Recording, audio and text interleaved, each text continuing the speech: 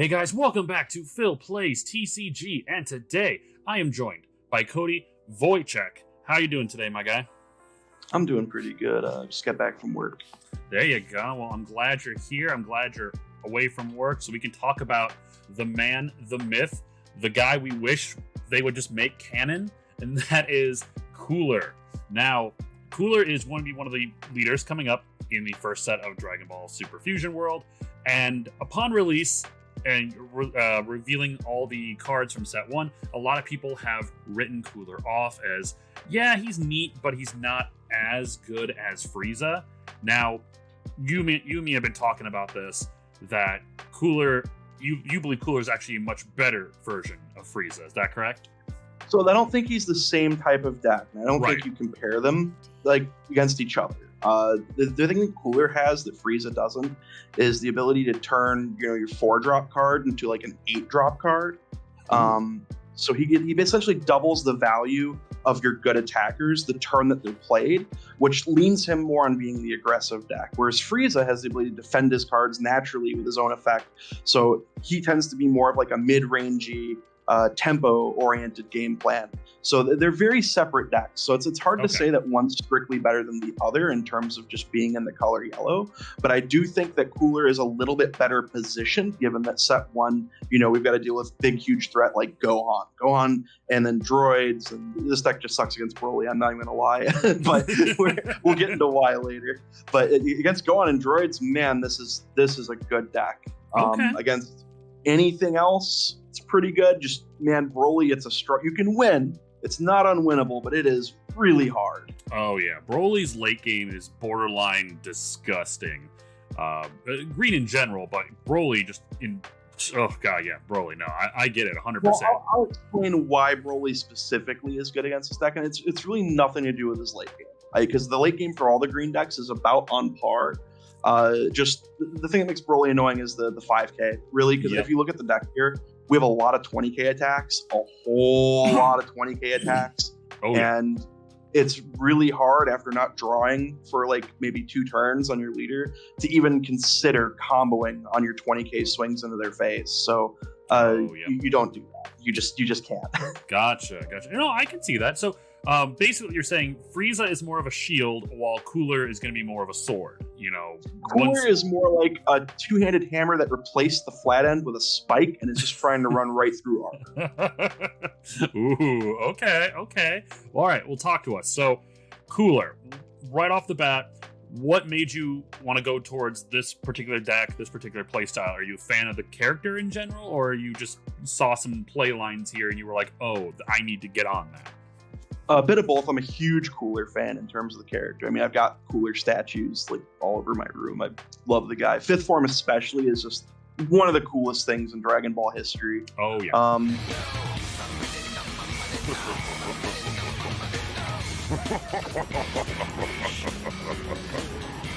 Yes, time to die! But also, he gave Goku the best beatdown he's ever received in his life, so big props to the Big C. Why do I let people do that?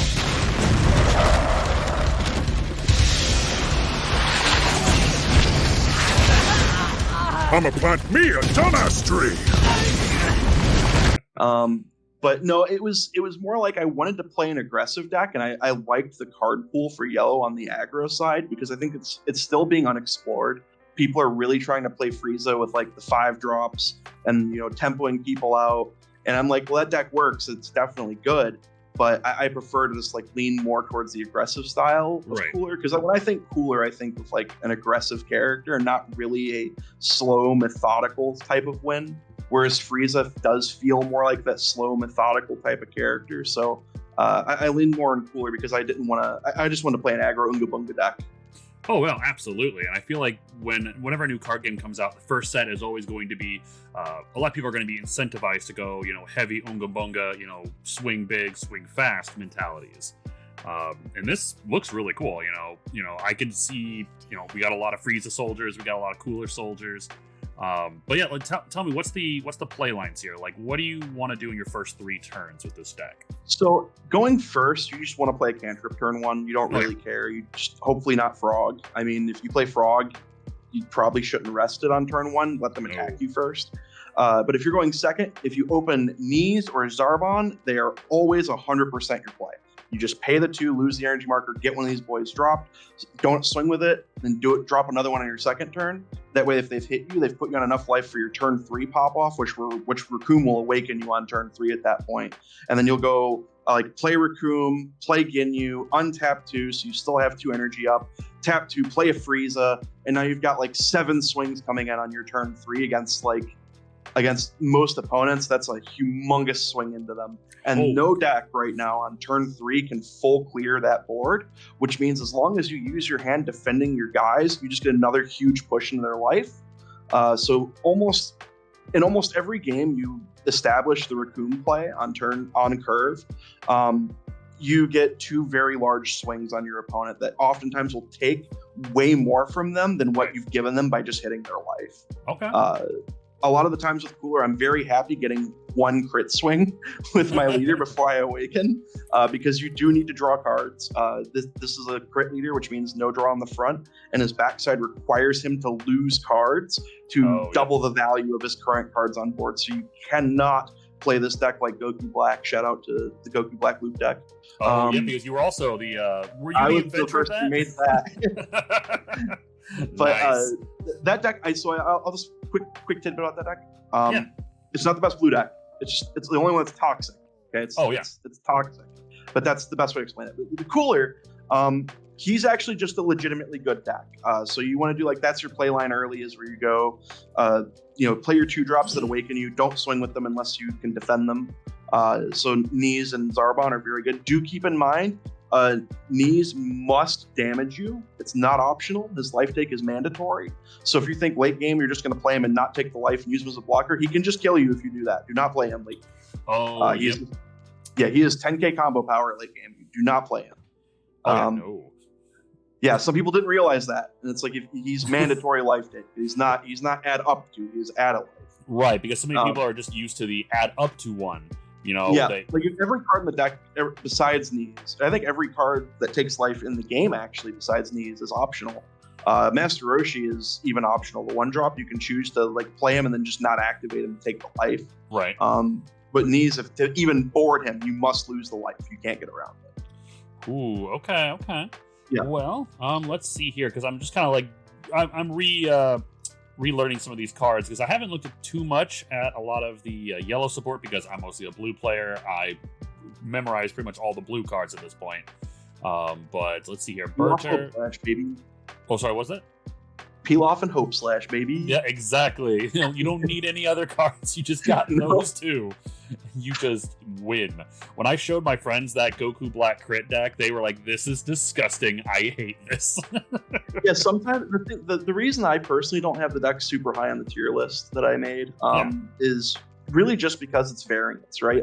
Any game that you open loop or you see it by turn 3, you immediately go to the driver's seat and you start running with the game. Any game you don't see it at all, or if your opponent plays Batamo against you early and it's a nightmare. But if any game that you don't see the loop, man, it's a slog. It's awful. You probably lose against Ginyu drawing dead. I mean, it's so bad. But if you hit the loop, man, that deck goes from bottom tier to top tier really quick. Oh no, 100%. When I saw my loop, it was so much fun. But when I did not see my loop in those first 2 to 3 turns, it was game over for me. But going back to the Cooler list here, we got some amazing cards in here, like the 2-drop Frieza that on play. I know it can take a life on play. It's on attack. Oh, it's on attack. I'm sorry, not on play. It's on attack. My apologies. That card. The card is so good. This deck has a lot of ways in order to take life, so you can awaken very quickly. Because like you said, crit leaders are, it's crit leader's fun except for Goku. Goku Black's the only viable crit leader, at least on his front side. But you want to awaken as soon as possible because Cooler's backside ability. That's the main reason. Yeah, you need to be awoke by by turn 4, like at the latest, is what you're hoping for. Yeah. Then that's when you're going to on curve go 4-drop into double swing with it. Yes. But typically you play 16 life takers in this deck, and one of your life takers also boards 2 attackers essentially. So you want to be really rapidly taking your life. I mean, there's a lot of games where you'll go play Raccoon on 3, play Gin USR, untap 2, pay 2, play a Zarbon, take your last life, flip over after Raccoon also took 1. So you can think of turn 3 as like you're going to go to 4 life because you're taking 2 just on turn 3, and usually on turn 2 you'll have taken 1. So you can very rapidly, and you should in this deck, be very rapidly awakening. Oh, absolutely. Absolutely. 16 life takers, like, absolutely. Oh yeah, you have to. If it wasn't for the fact that like this deck, like very often I will not attack with my blockers on turn 1 and 2. Like if I go second and I break the energy marker, I'll go like Zarbon or Knees, add the card, not swing with it, swing with my leader for the 20k crit, just so like, the attacker gets to sit. Because you really need at least 1 battle card on the board by your turn 3. So like if you don't have like a Zarbon or a Sorbet or a Zarbon or a Knees or any of those on the board, your turn 3 gets a lot weaker, because then you might not be able to get the untap, because Ginyu requires 3 Frieza army on the board. And the only card that doesn't fulfill that condition in this deck is unfortunately Knees and the 4-drop Cooler. I guess there's 2. So as long as you don't only see Knees, you're good to go. But if that's the only one that you get, it's bad. Gotcha. Okay. Well, we're about to mention Cooler's ability, because a lot of people, like I said, are on Frieza. Not many people are looking at Cooler. Cooler's backside ability, being of course 20k. When attacking, draw 1.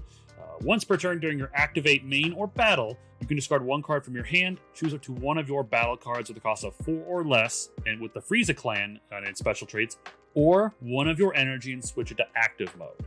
I really do like how it gives you the option to do it during battle or activate main, where you can use it to play an extra card, or like, I guess, what do you think of that ability overall? Like, how does that ability help with this deck? The ability is insane. It's one of the strongest leader effects I think we have. It very well, and I'm going to go on a limb here, it may be the best leader skill that we have printed, but it just doesn't have the card pool to make it like feel as cracked as it should be.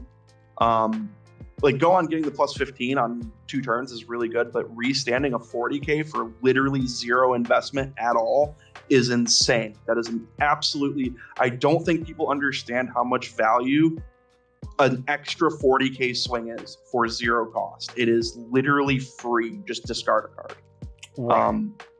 And then that's a very big deal. Like when you ask like what is a card worth, a card's absolutely worth 40k swing in every conceivable situation.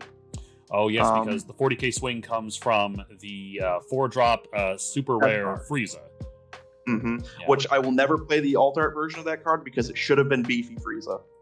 Oh my god, you're right. It wasn't beefy Frieza. Yeah. What the hell are they Only doing? playing the normal rarity. We base rarity the 4-drop Frieza because we're buff Frieza stands over here. Okay, hey, you know what? Buff Frieza was definitely a vibe. It was, dude. But yeah, I mean, like, makes sense. I mean, this card can't be the Frieza card can't be switched to active during your charge phase. So really, the only way to do that is with your leader. But yeah, double 40k swing, for discarding 1 card. I think a lot of people looked at I have to discard a card to use it. Oh, that sucks, because like hand resources is a huge thing in this game, it feels like. But yeah, I mean, if you have Frieza or you have, the 4-drop cooler, like those are great bodies that can swing in twice. Or the 4-drop skillless King Cold. That's why he's there. Oh yeah, 30k body once again, like. And oh man, the 4-drop cooler though, he is a blocker normally, but when attacking or blocking, you can choose a battle card on your opponent's board and switch to rest mode. So, like, and if it's a small guy, if it's a 2 or less, it just dies. Yeah, it can pop blockers because the ability triggers before they can pop choose blocker, right? Or no, He can rest anything, but if it's a small card, he also kills it, which means like nice. if your opponent has a board of like Batamos and they've been really annoying, you can play 4-drop coolers, swing at their face, kill a Batamo, activate your leader, restand cooler, swing at their face again, kill the second Batamo. And I'm going to keep saying Batamo because it's a really good card. You should play it. But Cooler is a very good card. It just doesn't come up in every matchup, and that's why it's only a 2-up, and it has 0 combo power. Oh, yes. Makes sense. Yeah, like, I mean, I guess they did kind of balance it with boss monsters not having any combo power. They're literally there for just, playing as a body. You want to get them out of your hand as soon as possible. But no, like, I really like this build. It goes wide, it goes fast. You have amazing tech cards like a Supernova as well.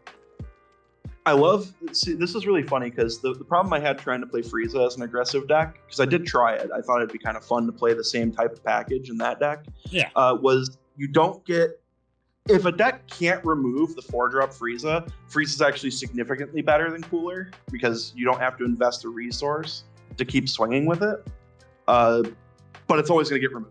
That's the problem. It just dies. Right. Blue hits it with Sickle and kills another attacker. Green just plays 5-drop Gohan. Red can kill it up with Thora of ways. I mean, people are playing time skip now, so if they put one 5k neg on this card, it dies to time skip. The problem is, like, every color, with the exception of the mirror match, if they don't play the King Cold blocker, cannot remove can easily remove this card. So with that being the case, I realized the best way to get value out of him was to not have to wait a turn cycle. So I figured you just slam him, Cooler effect's going to give him 2 swings immediately, and 40k is a huge number. I mean, we're talking about putting 10k less pressure in terms of power into the opponent that 8-drop Broly does for half the cost. Okay. Dang. Like, oh man. So, because, like, talking on the subject of the bigger bodies, I mean, the 2 bigger bodies in this deck, well, I guess the 3 really, 4-drop Frieza, 4-drop Cooler, 4-drop King Cold. I guess that's it. Yeah. Going into, like, the match, you mentioned, like, is green in general not a good matchup for this deck, or is it just specifically Broly? It's just Broly. It's just Broly. So the thing with this deck is you swarm a lot of 20ks. I think the Gohan match, I think you're very slightly favored.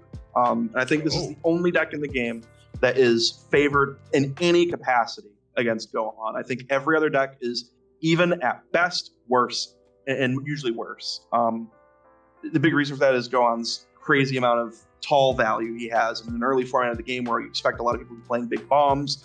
A go wide strategy hurts Gohan a lot more than a swing with big dude twice strategy. So while me going into Frieza still eats a lot of their hand because they have the leader effect plus a card for the first swing, and then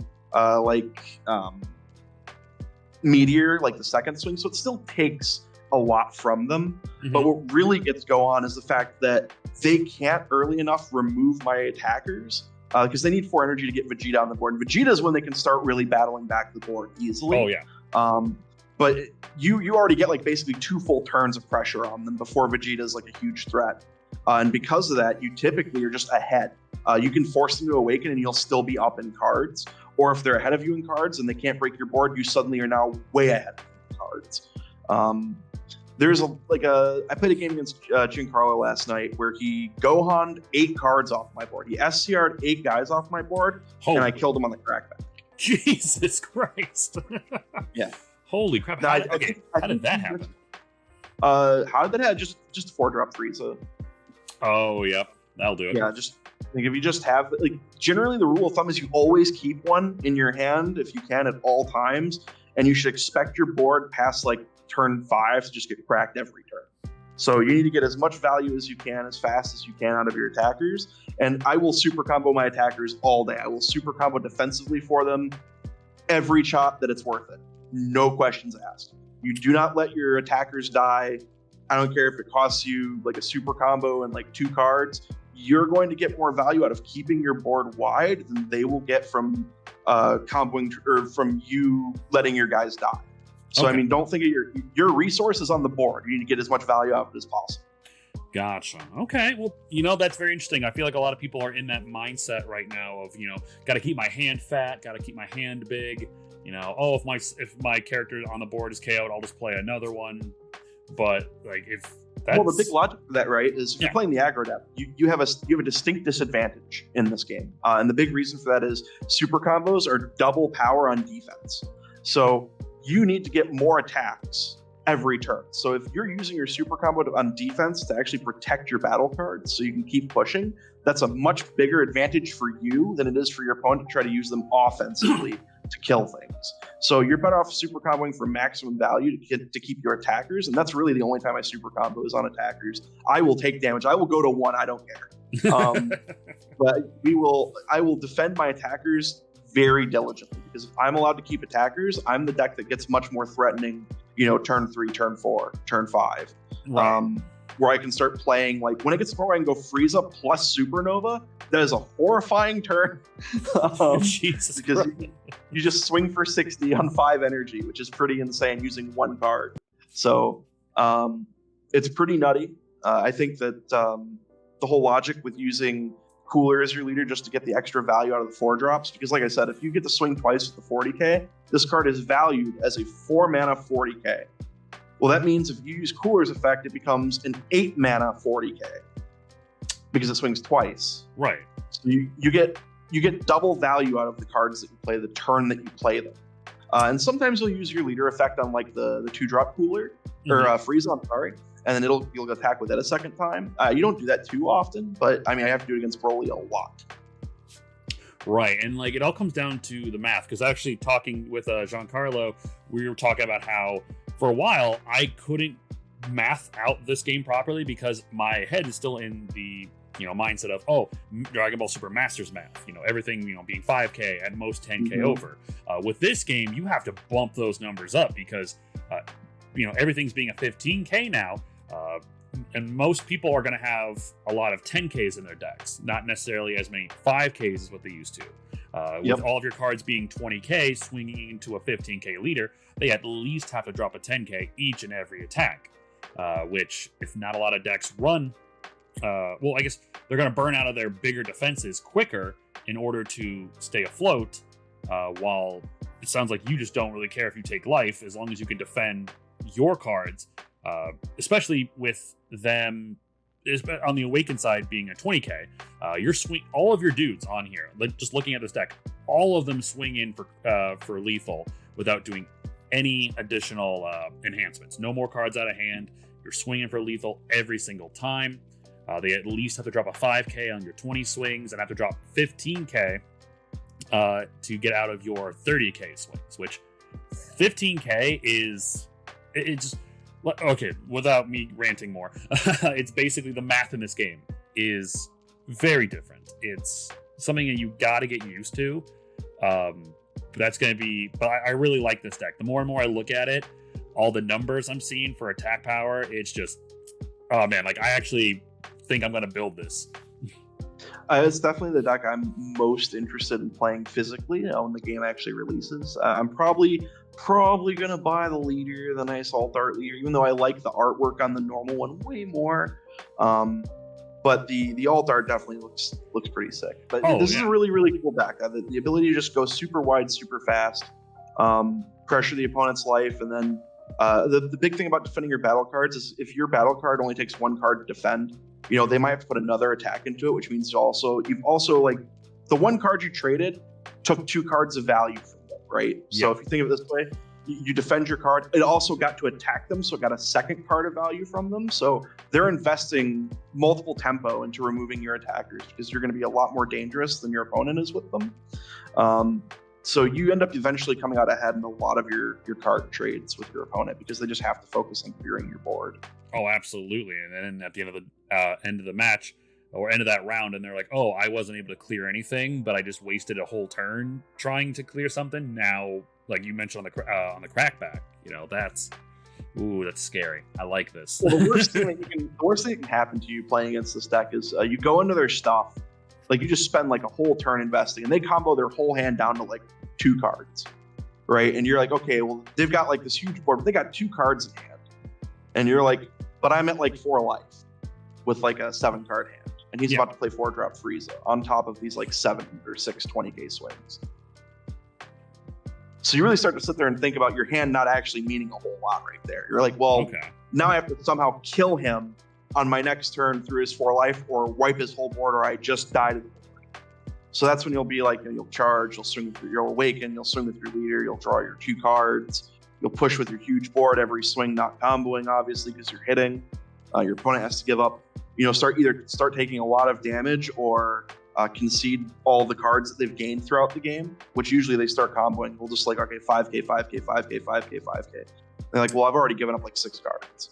So that's when you go like 40k Frieza and you swing at them with it twice. And it's like, even though they had, say, an 8-card hand, if they have to block 6 swings at 20k, say they blocked 3 of them, okay, and now they're down to, a 3-card hand. Then you drop 40k Frieza. The hand size didn't matter, right? It just didn't matter. You're going to end up chewing through more than you're giving your opponent in nearly every scenario. So that's why it's always worth to keep your board, because that's tempo and energy you've already invested. You don't want to have to reinvest. Right. I gotcha. Okay. All right. Well, last question here before we wrap this video up. You mentioned how this deck actually does pretty well into Green Gohan, not so much into Green Broly. Is there any other matchup that you would say is a great matchup for this, and a matchup that's really bad for this deck?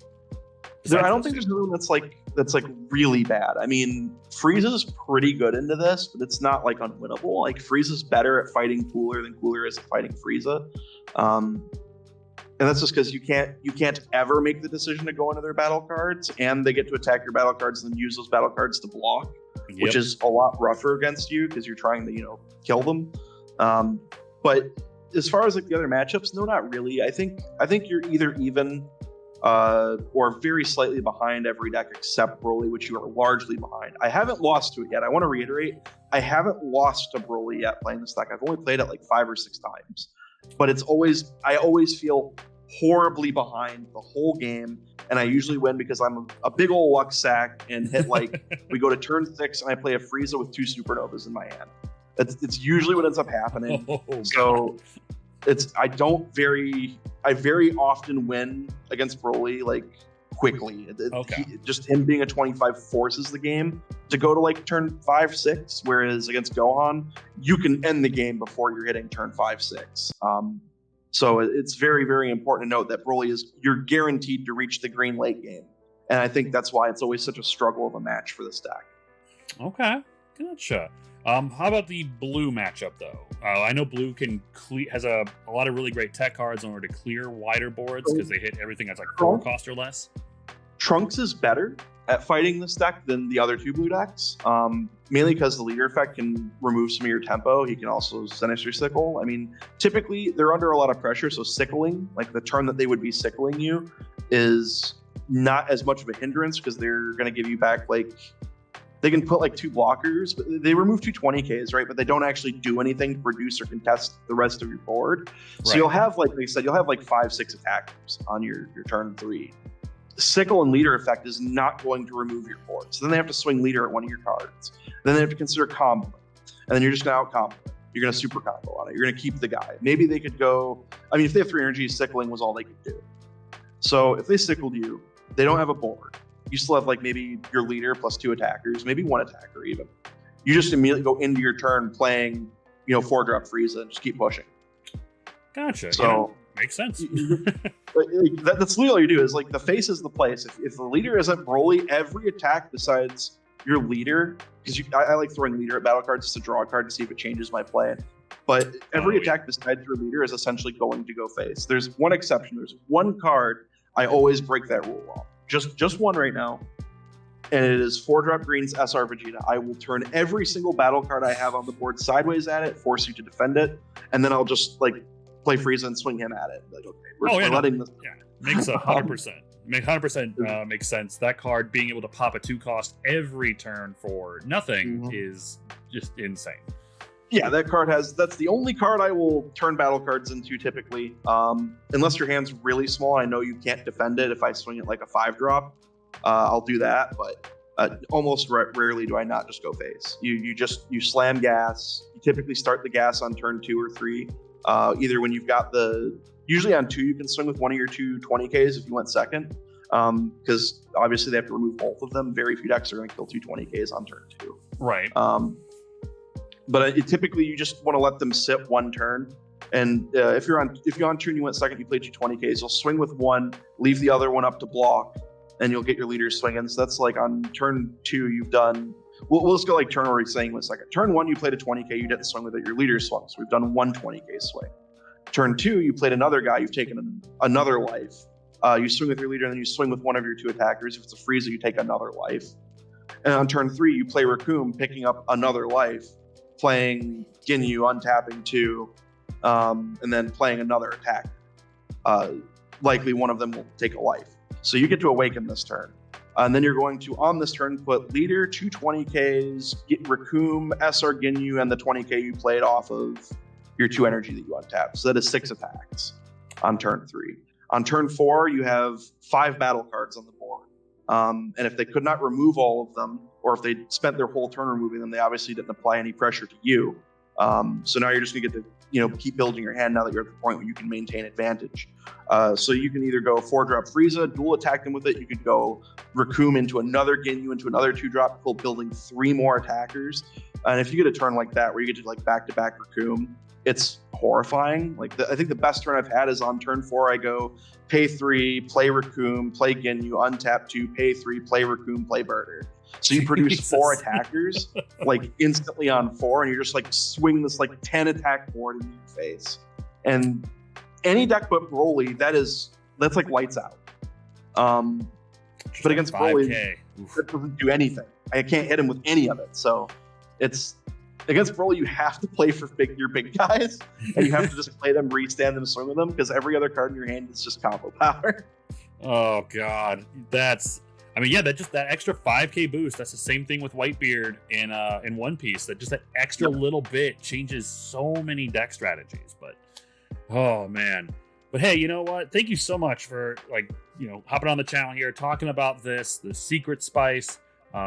Hopefully more people are going to actually look at Cooler as a viable competitor. I mean, shit, I'm looking at him as a much more viable competitor for the first I think meta. that in the first format, in a major tournament, I think Cooler's a safer deck to play than Frieza. I think he's the best yellow deck in a major tournament.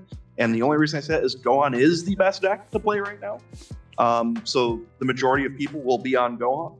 This deck doesn't have any other bad matchups in Tier 1. I think he's even with the rest of them, except Frieza and Broly. But that aside, I think that the deck's fantastic. You can kill Gohan. If you're favored against the best deck, even slightly, it's a good spot to be. Oh yeah, no, 100%.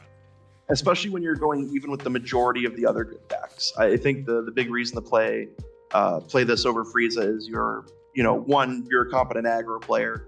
2, you really want to have it out for Gohan. So if you're a big Cell fan and Cell's not in the game yet, show your resistance to Bandai by playing the character that at least beats Gohan in the card game. So there you go. Exactly. Everyone's going to be vying for whatever can beat Gohan. We'll have people that play Gohan because it's the obvious meta pick, or we'll have people that are building all these crazy rogue decks that go well into Gohan, and that's going to be fun. Yeah, but this deck is it's good against any of the 20K leaders. And I don't know if you know this, every leader besides Broly is a 20K leader. So more swings is more better. More swing, more better. Unga bunga. Unga bunga. Awesome. Well, hey, like I said, appreciate you so much for hopping on, showing us this deck. And we are only about 9 days away from real soon. Yeah, for the super pre-release of this, the first set. I am hyped. I cannot wait to hop into this. And we're going to do another video right after this one. This will be fun. Oh yeah. But hey guys, thank you so much for checking out this video. If you haven't already, make sure to hit that like and subscribe button. We are just so close to hitting 800 subs at the time of recording this. So if you really want to help me out, this would be a great free way to do it. Let us know in the comments what your favorite deck is so far, or what deck you're going to be playing in the first meta. And we'll see you on the next video, guys.